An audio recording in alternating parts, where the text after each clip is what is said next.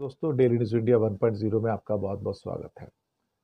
दोस्तों, आरएसएस की तो अब जांच 100% होगी।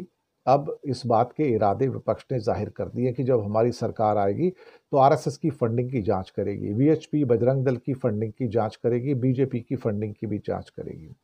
आरएसएस कहता है कि हम तो किसी से फंड लेते ही नहीं है, हम तो कुछ भी नहीं करते, हम तो साल में एक बार दान दक्षिणा लेते हैं, जो लोग गुरु दक्षिणा देते हैं। तो क्या उससे उसका गुजारा होता है? क्या उससे भारतीय मजदूर संघ, भारतीय किसान संघ, वनवासी मित्र और जो उनके सरस्वती शिशु मंदिर जो हजारों में चल रहे हैं, उसकी फंडिंग कहाँ से आती है? इनका कोई रजिस्ट्रेशन में नहीं है। मोदी जी कहते हैं कि दुनिया का सबसे बड़ा ये एनजीओ है, तो फिर एनजीओ होकर इनका रजिस्ट्रेशन क्यों नहीं है? कैसे नहीं है?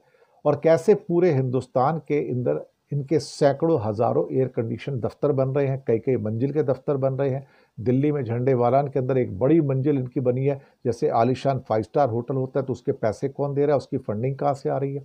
और अगर वो फंडिंग आ रही है तो इनकम टैक्स को डिक्लेयर क्यों नहीं हो रही है? ऐसा कौन सा व्यक्ति है जो 100-100 करोड़ की बिल्डिंग बनाता है एक शहर के अंदर और ये नहीं बताता कि मेरा सोर्स ऑफ मनी क्या है, ये पैसा कहाँ से आ रहा है? अगर पैसा आया भी है 100 करोड़, तो आपने डिक्लेयर क्यों नहीं किया फिर? अब इनमें घबराहट पैदा हो गई है। अब बीजेपी में हड़कंप पैदा हो गया कि भाई आरएसएस को कैसे बचाया जाए, क्योंकि ये अनकॉन्स्टिट्यूशनल, इलीगल, अवैध किस्म की ऑर्गेनाइजेशन है। ये एक किस्म से नॉन स्टेट एक्टर है जो पूरी तरह से इलीगल मनी के ऊपर काम करती है, जो उसको इंडस्ट्री के द्वारा प्राप्त होता है। इंडस्ट्री को कौन बोलता है पैसे देने को? बीजेपी सरकार बोलती है कि तुम इसको पैसे दो और जितना ज्यादा फंडिंग कर सकते हो उतना तुम उसका फंडिंग करो। अब फंडिंग को लेके इनके अंदर घबराहट आनी शुरू हो गई है। अब इसको, भागवत को जेड क्लास की सिक्योरिटी दी गई है। क्या भारत के किसी नागरिक को जेड क्लास की सिक्योरिटी दी जा सकती है? नहीं दी जा सकती।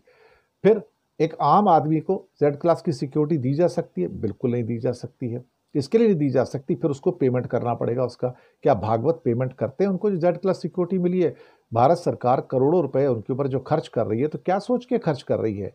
क्या उन्होंने रिक्वेस्ट की थी मुझे जेड क्लास की सिक्योरिटी दी जाए और दी गई? तो उनके पास इतने सारे पैसे हैं, अगर सैकड़ों ऑफिस बना सकते हैं, अपने एयर कंडीशन ऑफिस बना सकते हैं, पूरे के पूरे हजारों करोड़ की फंडिंग उनके पास आती है, तो फिर ये उसके पैसे क्यों नहीं देते हैं?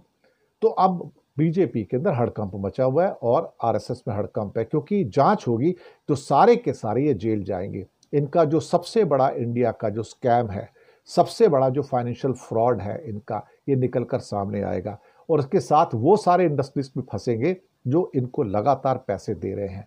किस रूप में पैसे दे रहे हैं? कैश में दे रहे हैं, चेक में दे रहे हैं, इनकी कौन सी संस्थाओं को दे रहे हैं और उसकी क्या अकाउंटेबिलिटी है, कहाँ इन्होंने डिक्लेयर किया सारा पैसा, कुछ नहीं बताते ये लोग। इनकी कभी कोई जांच नहीं होती। मुझे तो हैरानी ये होती कि कांग्रेस ने जांच क्यों नहीं करवाई जब उनकी सरकारें थी।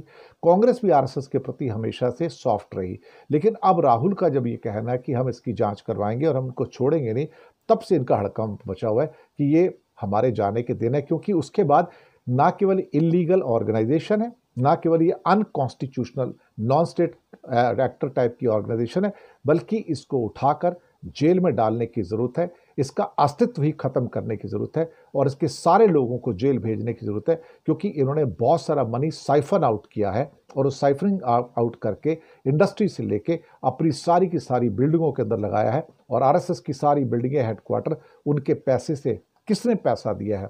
मुझे लगता है कि it is one of the biggest land scam, one of the biggest building scam of India, and they should be trapped and put behind the bar for that one. शुक्रिया आपका।